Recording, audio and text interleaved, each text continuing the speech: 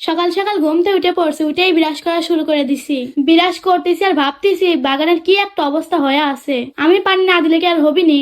যাই, আর দেরি করলে হবি না, হাত মুখ ধুয়ে লেই। বাবারে শীত যায় যাচ্ছে না, মুহে পানি দিলে একবার ঠান্ডা ইরিট হয়ে ধরে। যাই হোক, আর এত চিন্তা করে লাভ না। ওই যে দেখেন কি সুন্দর সূর্য উঠছে, দেখেন দেখেন সূর্য দেখলেন তো? এবার দেখেন আমার গাছের টমেটো কি সুন্দর করে ধরে আছে। কাঁচা কাঁচা টমেটো মনে হয় তুলে এখনই খায়া ফেলাই। আচ্ছা যাই হোক, পাকলি খাবো না, এখন চলেন বাগান পরিচর্যা করি। শোনেন, আপনি ঘরে কই গাছে যদি মরা পাতা থাকে অবশ্যই তুলে ফেলাবেন, না হলে কিন্তু পুরো গাছই মরে যাবে।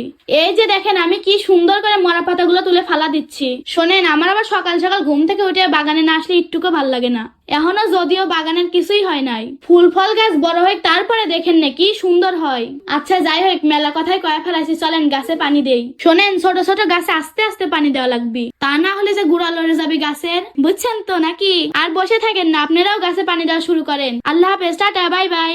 বন্ধুরা, আমি গাছে পানি দিয়েছি, আপনারা কি দিয়েছেন? না দিয়ে থাকলে ঝটপট গাছে পানি দিয়ে নিন।